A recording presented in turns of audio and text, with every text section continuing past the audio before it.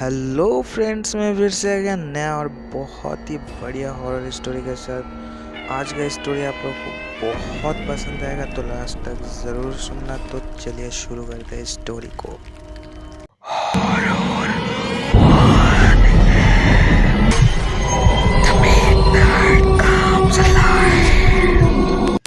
तो फ्रेंड्स शुरू करते हैं।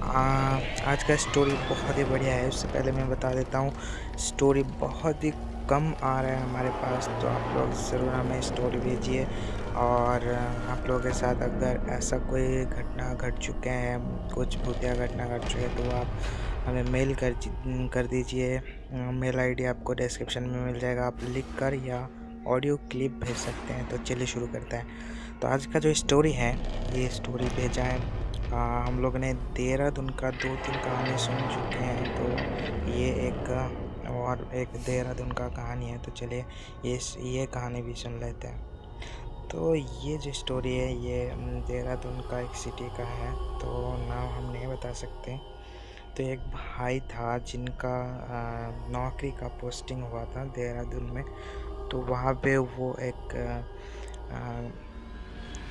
घर को रेंट में लिया था, और जो जगह पे इसका पोस्टिंग हुआ था इस भाई का, तो उस जगह थोड़ा सा सुनसान था। घर बहुत दूर दूर एक आध मतलब इंसान का घर रहते थे, और बहुत ही ज़्यादा डिस्टेंस था उसका। तो जहाँ पे इनका घर रेंट लिया हुआ था, तो वहाँ पे और एक घर भी था, और जिस घर में ये रह रहे थे उस घर के सामने एक कब्र था। मतलब एक कब्र, हो सकता है उस घर के जो मालिक है उनका कोई रिश्तेदार हो। तो एक कब्र था। तो रात को उस घर के आसपास कोई नहीं आता था, सब डरते थे, और ये इनको पता नहीं था। तो बिना जाने ये भाई इस घर को रेंट पे ले लिया था। तो उसके बाद एक दिन शिफ्ट होने वाले थे ये भाई, तो इस घर में आया। तो आते आते सामान लाते लाते और सामान को उस घर में फिट करते करते रात का करीब करीब 12 पार हो चुका था। तो क्या हुआ, इनको बहुत ज़ोर का भूख लगा था, तो इन्होंने सोचा कि थोड़ा सा दूर जाके देखते हैं, कोई होटल वगैरह मिल जाएगा तो खाना खा लेंगे। तो इन्होंने ये बात सोच के होटल के तलाश में निकल पड़े। तो देखा कि बहुत दूर लाइट जल रहा है, लग रहा है कोई घर होगा, कुछ होगा। तो ये चलता रहा। तो जाके बहुत दूर जाके एक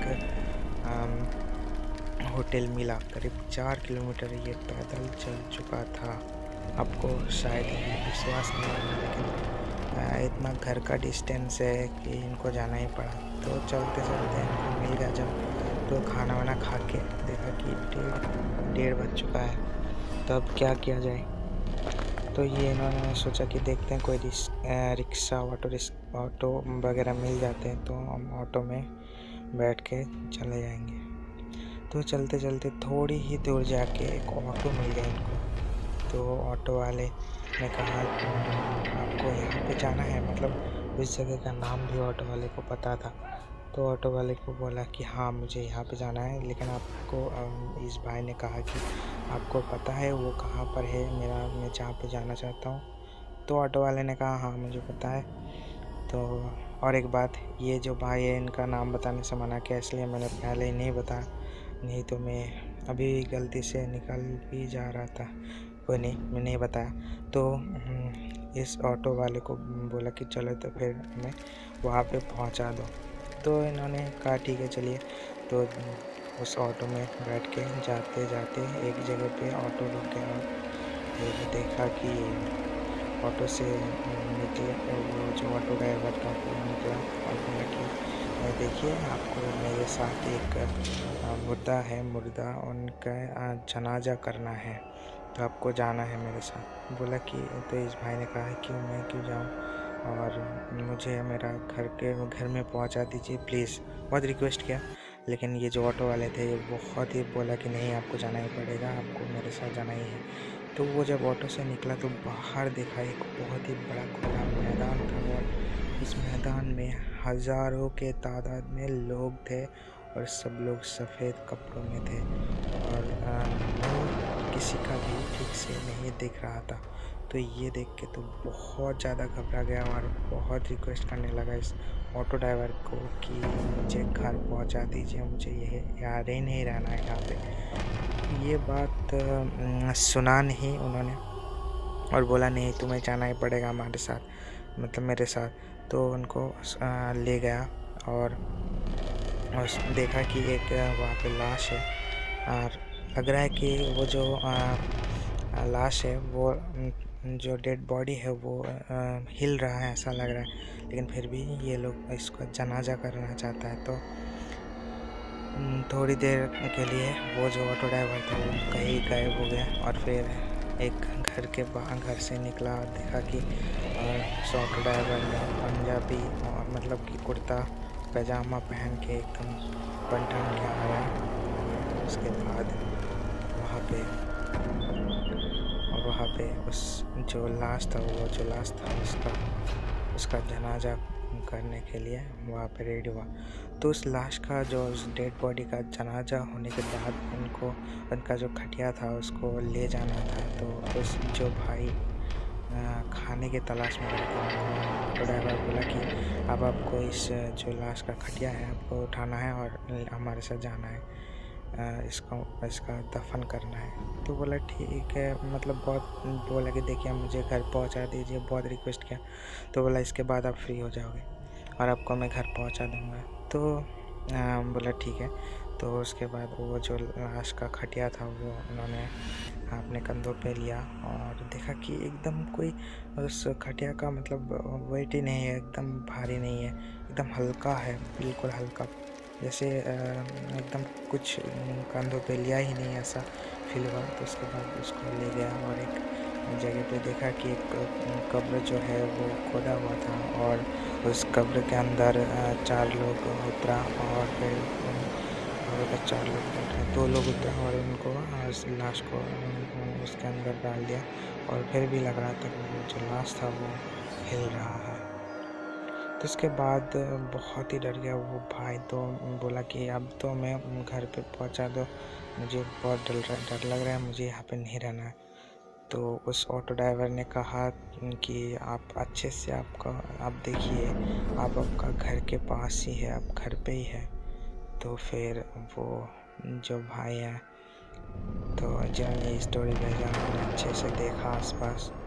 तो उन्होंने देखा कि वो जो कब्र है वो उसके घर के सामने जो कब्र था वही कब्र है और उसके घर सामने ही है। और फिर वो जो ऑटो ड्राइवर है वो धीरे धीरे उस कब्र के अंदर जा रहा है।